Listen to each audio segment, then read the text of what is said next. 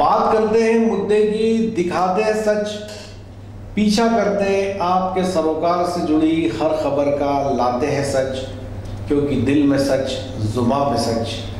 नमस्कार, मैं हूं मुस्तफ़ा हुसैन और आप देख रहे हैं वॉइस ऑफ एमपी। आज लॉकडाउन का 52वां दिन है। यूं देखा जाए तो बाजार बंद है, कामकाज ठप है, लेकिन कहीं ना कहीं सरकारें अपना काम कर रही है।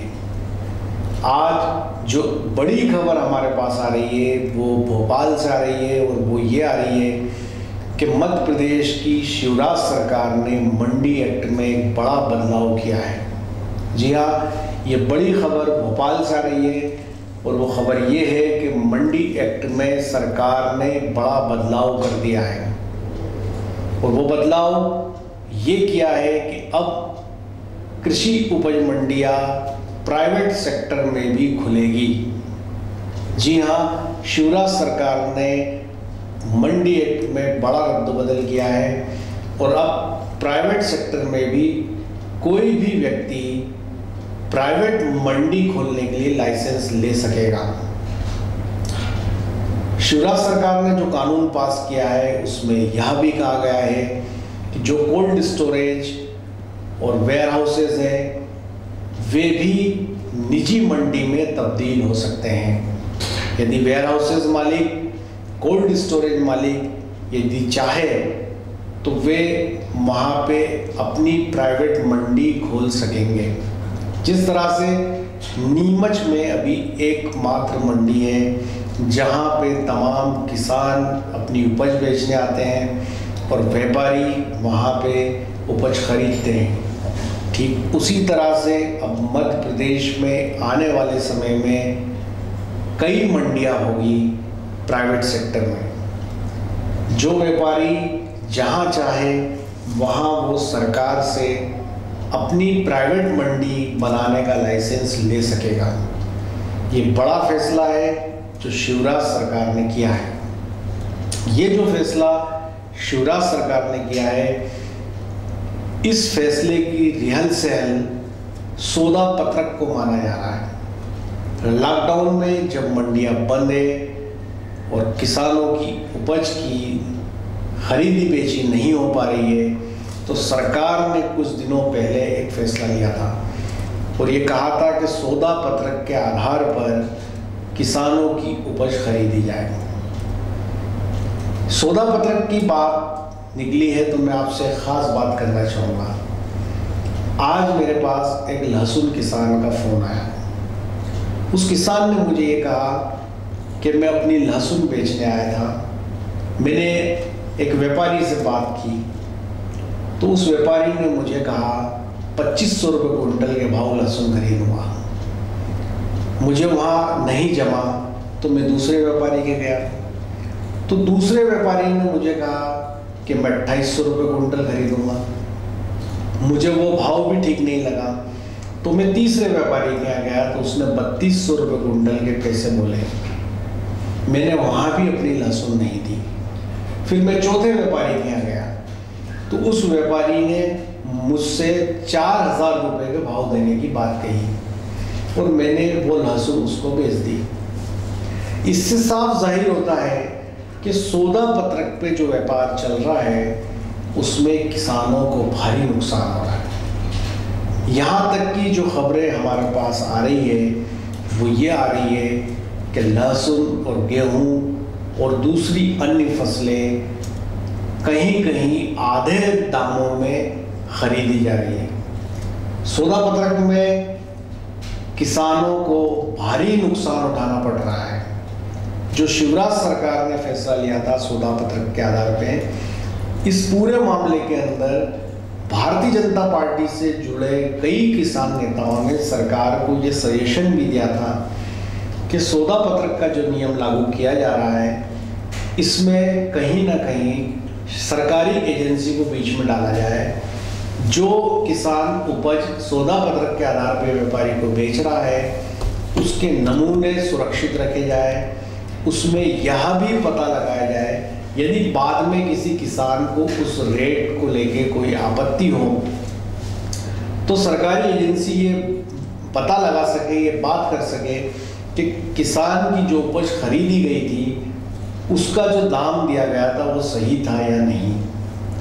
लेकिन ऐसा कहीं भी नहीं हुआ। जो भाजपा से जुड़े किसान नेताओं ने सरकार को जो सजेशन भेजे थे, सरकार ने उनको नहीं माना। उसी का परिणाम है कि सौदा पत्रक के नाम पे किसानों के साथ बड़ी लूट हो रही है।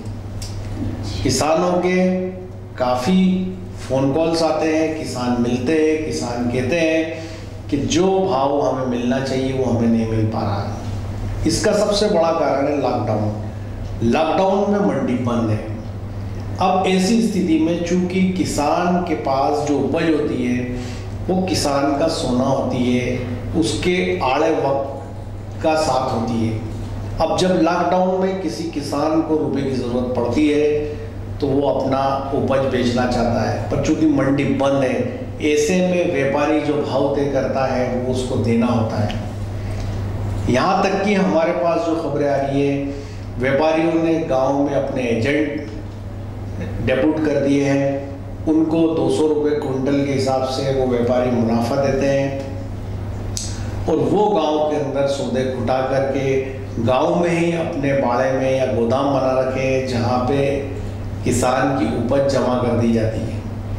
व्यापारी अपने एजेंट को कह चुका है कि वो अपने यहाँ माल स्टोर करे, जिस दिन उसको लगेगा वो ट्रक भरवा के माल अपने गोदाम में शिफ्ट करा लेगा।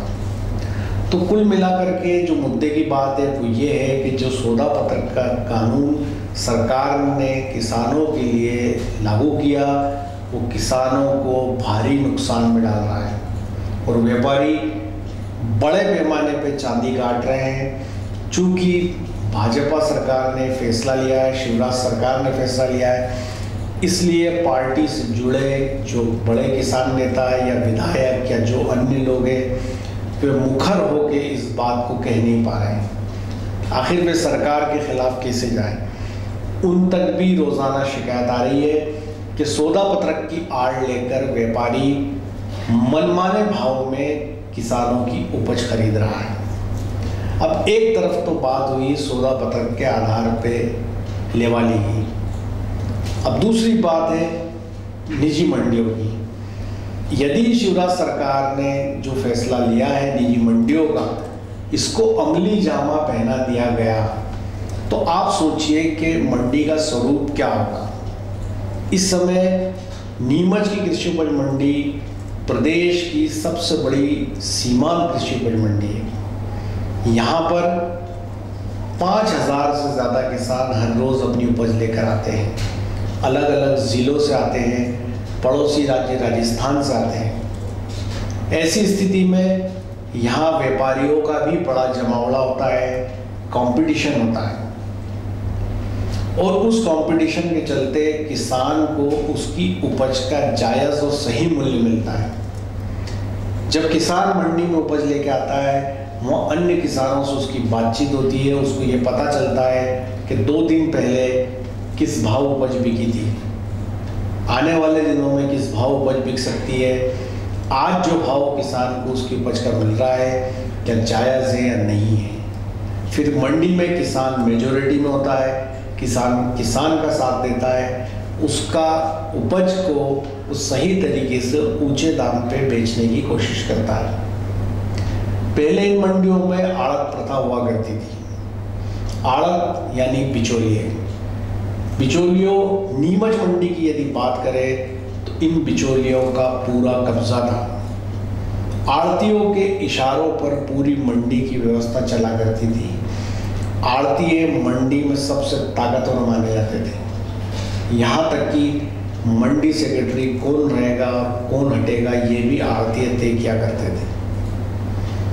एक ज़माना था आड़तियों ने बेहिसाब चांदी मंडी में काटी। जब आड़तियों का ज़माना था तब मंडी में किसानों को भारी नुकसान उठाना पड़ता था, क्योंकि आड़तियों की साठगांठ होती थी और वे चाहे जिस ढेर को 1, 2, 3 कर देते थे।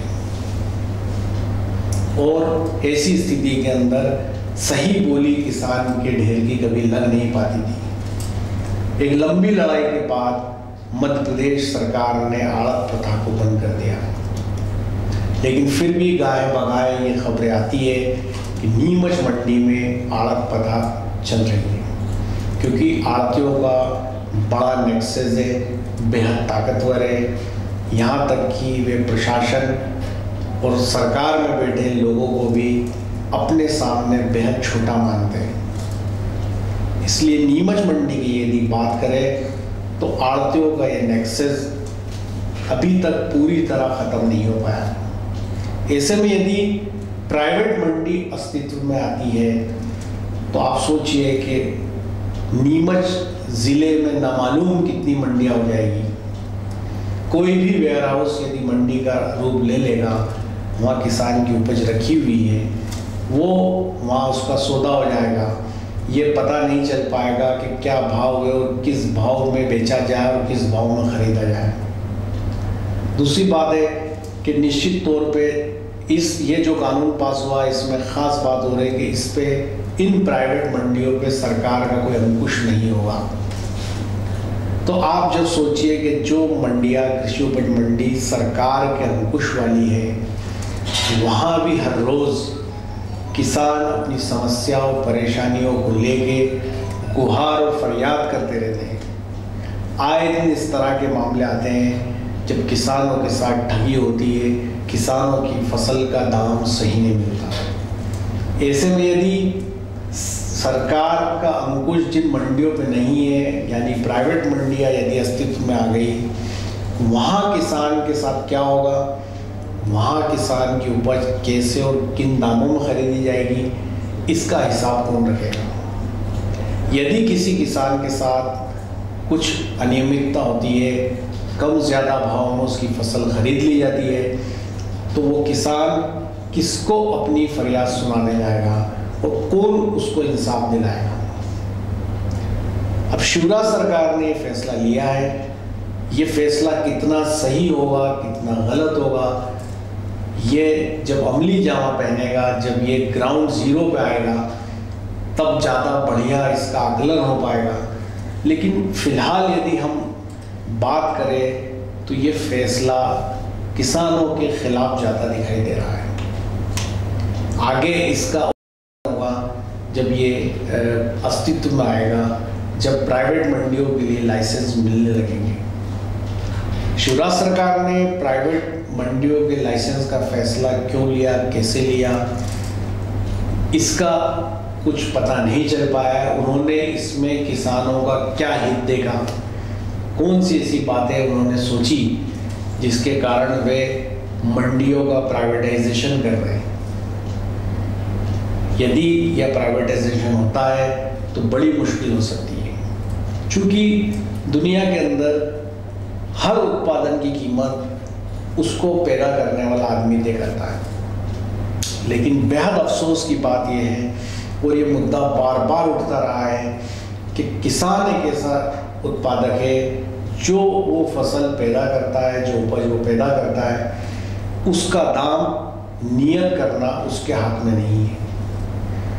वो मार्केट के हवा के रुख पे खेलता है। आज एक फसल किस भाव में बिक रही है, अगले दिन उसका भाव कितना नीचे गिर जाएगा, वो किसान को नहीं पता। जैसा कि अब हम आम तौर पे देखते रहे हैं कि कहीं पे प्याज ढोर खा रहे हैं, कहीं पे लहसुन फेंकी जा रही है। पता चलता है कि लहसुन 50 पैसे किलो बिक रही है या उससे भी कम, प्याज 50 पैसे किलो बिक रही है। किसान बेचने की जगह उसको ढोर को खिला रहा है। और वही प्याज का हमें ये खबर भी सुनने में आती है कि बाज़ार में 150 रुपये किलो मिला। लहसुन के लिए हम लोग ये सुनते रहे कि 400 रुपये किलो बिकी। तो ये जो फसल के रेट्स के अंदर जो फ्लक्चुएशन है, जब फसल आती है, जब वो किसान के खेत में होती है, तो उसका भाव इस तरह ज़मीन में चला जाता है। लेकिन वही जब फसल कोल्ड स्टोरेज में चली जाती है, व्यापारी गोदाम में चली जाती है, तो उसका भाव आसमान छूने लगता है। ये एक रिसर्च का विषय, ये मुद्दा हम उठाते रहे हैं कि आखिर ऐसा क्या होता है कि जो प्याज किसान को खून के आंसू रुलाता है, वही प्याज एक दिन उपभोक्ताओं को खून के आंसू रुलाता है। जब ये प्याज किसान के पास होता है तो 150 रुपये किलो क्यों नहीं बिकता है? या ये जितनी भी तमाम उपज है, इसका एक आइडियल रेट कोड क्यों नहीं होता? इन सारी जिन्सों के, सारी फसलों के उपज के आइडियल रेट होने चाहिए, इससे कम में नहीं बिकेगी, ताकि उसको किसान को भी फायदा हो और उपभोक्ता को भी फायदा हो। लेकिन हाल ही में का जो सिस्टम है, इस सिस्टम में किसान को भी इसका फायदा नहीं है, जो किसान है हर दिन गरीब होता जा रहा है, और उपभोक्ताओं को भी फायदा नहीं है, क्योंकि जिस किसान ने अपनी उपज या मान लिया जाए अपना प्याज 1 रुपये किलो बेचा तो किसान को कोई फायदा नहीं हुआ। वही प्याज एक उपभोक्ता 150 रुपये किलो खरीदता है, तो वो उपभोक्ताओं को भी कोई फायदा नहीं हुआ। तो ये बीच का जो मुनाफा है, ये आखिर किसकी जेब में जाता है? ये चंद लोग हैं, ब्लैक मार्केटियर, रैकेटियर, जो ये मुनाफा खाते हैं। जो किसान 50 साल से गेहूं उपजा रहा है, 50 साल से प्याज उपजा रहा है, वो दिन पे दिन फटेहाल होता जाता है। लेकिन एक व्यापारी जो 5 साल से प्याज बेचने का काम कर रहा है, गेहूं बेचने का, लहसुन बेचने का, वो करोड़पति हो जाता है। तो जो किसान खेत में पसीना बहाता है, फसल उपजाता है, वो किसान हर दिन बदहाल और कंगाल होता जा रहा है। लेकिन जो व्यापारी इसका कारोबार करता है, इसका धंधा करता है, वो व्यापारी दिन पर दिन ताकतवर होता जाता है। तो ये कौन सा मैजिक है? कैसे आखिर ये काम करता है? ये एक बड़ी जांच का और सोच का विषय है। किसान को अन्नदाता कहा जाता है, भाग्य विधाता कहा जाता है, किसानों का देश भारत को कहा जाता है, लेकिन जितने भी कानून और परिस्थितियां हैं वो तमाम किसानों के खिलाफ जाती है। यदि सरकार उपज के मूल्य निर्धारित कर दे, कोई आइडियल जो रेट्स होते हैं वो कोड कर दे, उसके बाद सरकार गली गली में मंडी खोल दे, गली गली में प्राइवेटाइजेशन करके मंडियां बना दे, तो किसान को कोई दिक्कत नहीं होगी, क्योंकि उसकी उपज का मूल्य निर्धारित है कि 3000 रुपये कुंटल से कम में लहसुन नहीं खरीदी जाएगी। लेकिन यदि सरकार ने ऐसा नहीं किया और मंडियों का प्राइवेटाइजेशन हो गया, तो उस स्थिति में किसानों को उसकी उपज का कितना सही दाम मिलेगा ये कहा नहीं जा सकता। कुल मिलाकर के लॉकडाउन का 52वां दिन है, और जो परिस्थितियां हैं, जो हालात है, ग्रामीण क्षेत्रों से जो खबरें आ रही है, किसान बेहतर स्थिति में नहीं है। धीरे धीरे गांव में मजदूर निकल चुके हैं। आने वाला जो फसल सत्र है वो कैसा होगा कुछ कहा नहीं जा सकता। काफ़ी चीज़ें मानसून पे भी डिपेंड करेगी। उसके बाद खाद, बीज और तमाम चीज़ें, इस समय किसान ओवरड्यूज भी हो चुका है, सोसाइटियों का कर्जा देना है, इसके अलावा बिजली के बिल बकाया हो चुके हैं, उसके पास देने को पैसा नहीं है। उसके उलट फिर ये सौदा पत्रक, और उसके बाद शिवराज सरकार का ये बड़ा फैसला कि प्राइवेट सेक्टर में मंडियां खोली जाए। तो कुल मिलाकर के ये तमाम जो फैसले हैं ये किसानों के खिलाफ जाते दिखाई दे रहे हैं।